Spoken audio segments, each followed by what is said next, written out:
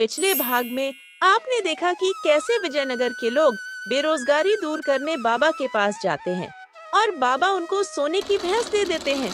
परंतु भैंस से जो भी सोना प्राप्त करता है, उसके घर की औरतें चरित्रहीन हो जाती हैं।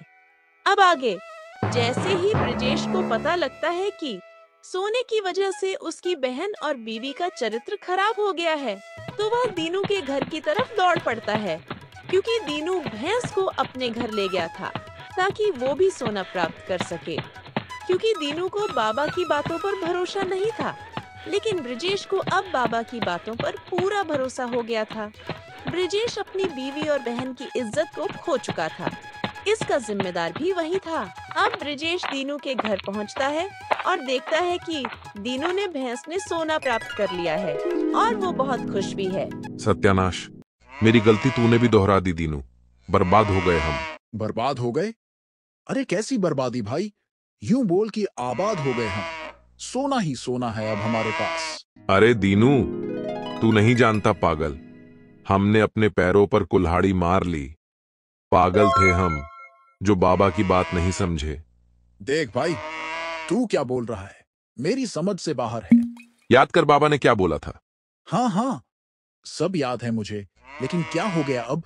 अरे, मेरी बीवी और बहन हमारे पड़ोसी के साथ सोकर निकल रही थी घर से। ऐसा सुनकर दीनू भी डरने लगता है और वो भी पैसों के बारे में भूल जाता है। उसको बस उसकी पत्नी की याद आती है। अरे क्यों डरा रहे हो ब्रिजेश भाई, ऐसा नहीं हो सकता। चलो हमारे पुराने घर में चलते हैं, वहां मेरी पत्नी है। उसे लेकर बाबा के पास चलेंगे ताकि कम से कम वो तो बच जाए। हम बाबा से माफी मांग लेंगे, उनके पैरों में गिरकर नाक रगड़ेंगे।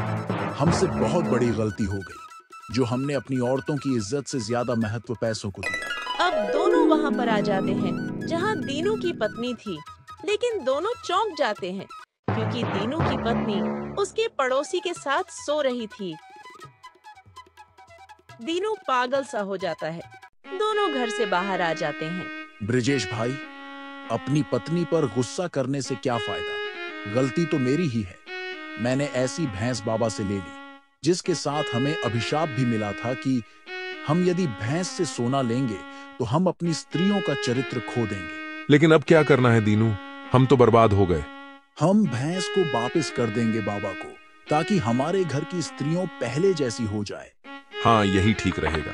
अब दोनों वापस भैंस के पास जाते हैं, लेकिन वहाँ से भैंस गायब होती है, लेकिन सोना वहीं था। भैंस चोरी हो गई? नहीं दीनू, अगर चोरी होता तो सोना चोरी होता।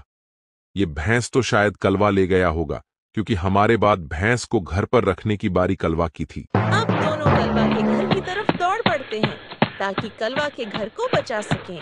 लेकिन कलवा के घर जाकर देखते हैं तो कलवा गायब था, परंतु भैंस और सोना वहीं थे।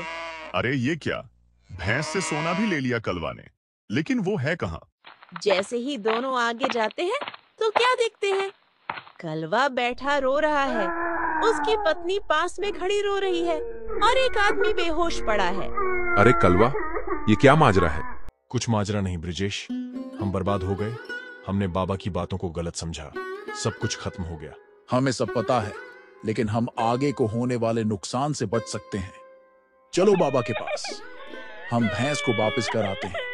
लेकिन उससे पहले ये बताओ कि ये आदमी कौन पड़ा है? ये मेरी बीवी के साथ सो रहा था, मैंने इसको पीट पीट कर बेहोश कर दिया। चलो, ये तो बढ़िया काम कर दिया तुमने। अरे दिमाग तो तुम्हारी बीवी का अपने कब्जे में नहीं था, लेकिन ये अक्ल का कोल्हू तो इज्जत छोड़ सकता था भाभी की। चलो बाबा के पास।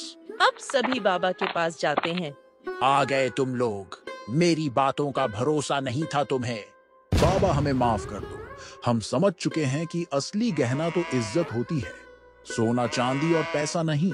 बाबा, हमारी लाज रख लो और सब पहले जैसा कर दो। ठीक है, मैं कुछ करता हूँ। बाबा भैंस को गायब कर देते हैं और सब पहले जैसा हो जाता है। सब पहले जैसा हो गया। तुम्हारी स्त्रियों का चरित्र पहले जैसा पावन है, लेकिन ध्यान रखना कि पैसे से बड़ी हमारे घर की इज्जत होती है और पैसे कमाने के लिए सरकारी नौकरी ही जरूरी नहीं। तुम कोई भी काम कर सकते हो, बाबा हम सब समझ गए, अब से हम मेहनत करेंगे और खुश रहेंगे।